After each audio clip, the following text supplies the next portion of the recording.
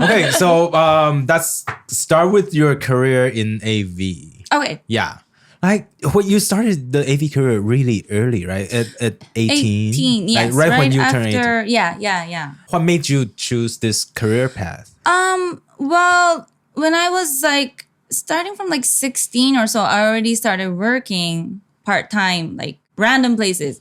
And then when I turned 17, and then my parents were like, so are you going to college? And I'm like, nah. And then he's like, do you want to go back to Canada? I'm like, it's too cold. Oh, he's actually from Canada. Oh, really? No, well, I was there for 10 years. I was there from grade 9 to like, I don't know. I was there. My whole family immigrated there. Oh, that's nice. In Victoria. You know where Victoria is? Yes. Yeah, Never been there though. That little island. And I went That's to nice. Toronto for college. Wow. And then moved to Vancouver for work. Isn't it cold and boring? Toronto is very cold. Like, it's more fun now, but back in the days, it's kind of boring. Right? Back in the days, Canada was like, Really boring. why? Yeah, Just, like, now it's get like high the North and do Hollywood, what? right? Now it's the Right. North Hollywood. There's more stuff to do. But yeah. I agree. Yeah. So anyways, that wasn't my option to go back to Canada. So that means I had to work here, and then I had to like, be more serious. But then I had this idea that after graduating from high school, I wanted to live on my own because I've been working since like 16. I had my savings and I was really, really independent. Oh, wow. So I was talking to my parents, and without them saying yes or no, I was gone already. I left the house. I was like, thank you for taking care of me for 17 years. I appreciate. Goodbye. wow. It was not really normal in Japanese culture, right? I don't think so, but some people, they really move out very, very early. Oh. Oh, How wow. did your parents take it though when you just like move out like Did that? you hurt their feeling? It was more of like both ways. Like we weren't really as close. Like I was really close with my dad and his side because I went to international school. I was in Canada.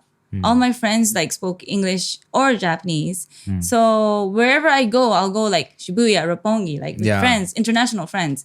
But when I can't go home, my brother goes to Japanese school. My mom's pure Japanese. She doesn't really speak English. So we weren't as close. I mean, it's not like we hated each other, but we weren't you didn't close. connect. Yeah, we didn't connect. So all in that, we had like problems in the family, blah, blah, blah. So I just like, okay, I have to leave this house immediately. Oh, I see.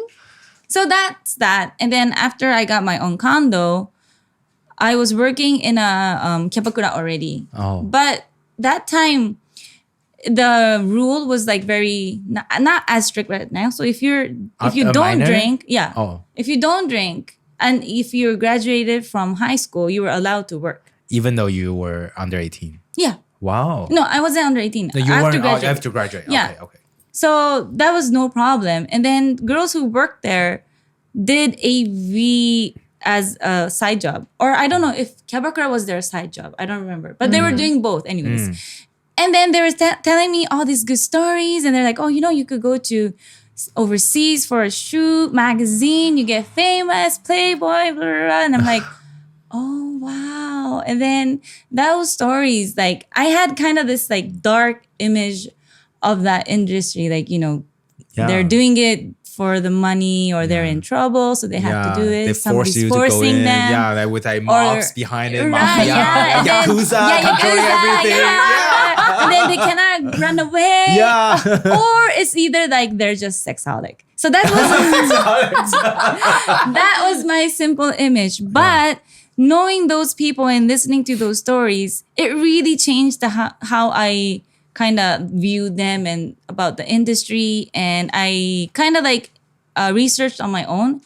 And I saw lots of people. How did you research? Did you go to a library and No. look up the books? And online. That was a long time ago, right? But We still had internet. Internet. yeah, but I don't think people at that time would share this kind of information. No. though. So how did you? So my phone. I had like I bought my own phone, and then the internet, everything was slow and not good. But you just keep flip phone, right? It was all flip phone back then. yes. So yeah, I did my search, and I had my laptop anyways at the house. So I was like researching, and then I was like different kind of like company and all the AV girls who's famous back then. And then I was like, okay, maybe I will go just for an interview and see how it goes.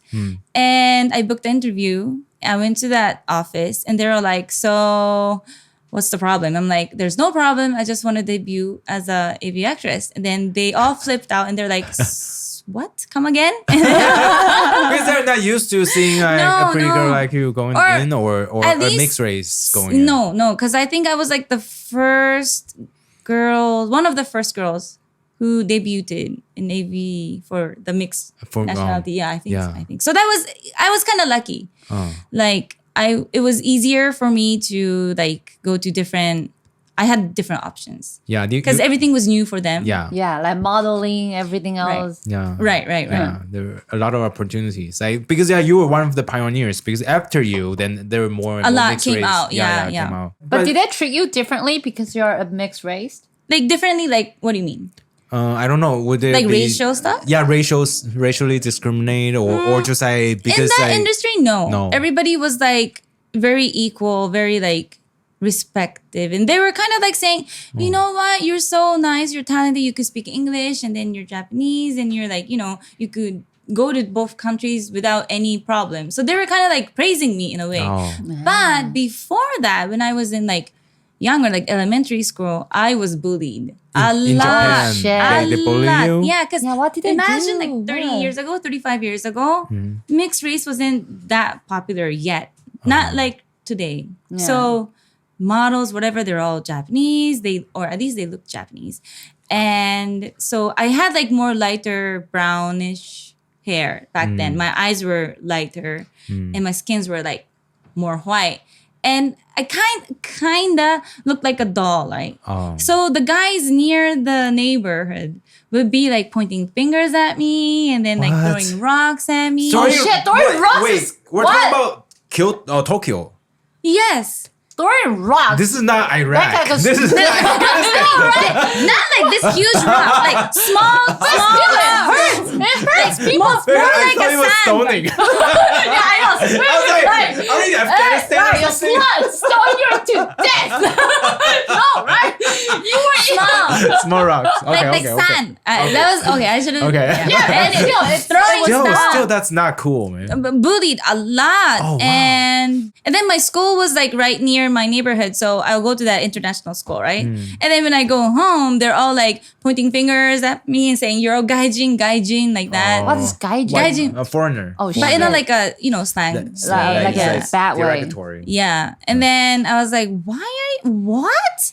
And then I'll go home and I told my dad, like, the guy of blah, blah, blah is like always like making fun of me, throwing stuff at me, pointing fingers. And he's like, do you want me to talk to him? I'm like, no, but what should I do? And then he's just like, just ignore. I hate ignore. that. Yeah. I mean, like, if you go in a fight, of course, it's going to be more trouble, right? Yeah. And That's so Japanese. I thought your dad is from Canada. no, I mean, like, it was easy for him, I think, to go and beat the shit out of him. But then he was raised like that when he came to Japan, when he was a kid. Like, he was in a lot of fights. And I went to the same school with him, yeah. Oh, so he's Canadian, but he pretty much grew up in Yeah, because the parents Japan. are like missionary, his parents. Oh. So he had to go to different countries, and like when they came to Japan, he went to the international school that I went after. So it was really funny when I went to that school. All the teachers are like, not all, but most of them are like his classmates, right? Or his teachers still there. They're all like, "Are you blah blah blah stuff, right? Yeah, and I'm like, yeah, and who are you? He's like telling all these stories about how he was bad and how he was a gangster and beating people. And I'm like, and he was all those things. I was like, what? Really? I cannot imagine that. And then I still remember, this is so funny. So this guy in my classroom, his dad was a classmate with my dad, and then he randomly came up to me and like, hey, did you know that your dad was my dad's classmate? I'm like, no, and I don't really care. And then he's like, your dad kind of like beat the shit out of my dad. And then now it's payback time. And then he's like, do you know why? And I'm like, no, but I think he had a reason. And then your dad probably was an asshole. Of course. And then so he's like, no, he told me his side of the story. But his side of the story, or his dad told him that he just randomly came and then like kind of like beat him up. And then that was kind of like bully, right? Yeah. So I was like, yeah, I kind of agree, but can you wait for a day? I'll talk to my dad and then I'll give you the answer tomorrow. So I go home, wait for my dad to come home. And I'm like, Dad, did you beat blah, blah, blah's father before? And then he's like, oh. And then he's like, oh, yeah. And then he's like, well, what did he say? There's your your dad. Don't remember shit. And then I told him the story. And then I think he remembered everything. And he's like, no, yeah, well, I did. But then there was a reason. And then he was like saying, so during class, he was looking down the window and there's a parking lot. And he used to go to the school with his motorcycle, right? And he had a flag on his, I don't know, in the light or somewhere. And it was a flag of the American, United States. And then, but he's Canadian, right? Yeah. So that my classmate's dad is American, I don't know, whatever. But he got mad, offended, / whatever. He went to the bike. He kind of like took the flag out and then kind of threw it away. And he saw that. So he just rushed down. He's like, I don't know what happened, but and then things happen. Things happen. Like the flag. So that's what he told me. So he's like, he touched my property and then he threw the flag away. Yeah. And if whether he's Canadian or whatever, he has like, it's his own bike. He has the rights to put up any flag he wants, right? Yeah. So I kind of agreed with him. So I'm like, okay, Dad, thank you. I went to school next day. I'm like, yo, blah, blah, blah. And I'm like, I heard the story and now I know both stories. I think your dad's a piece of shit.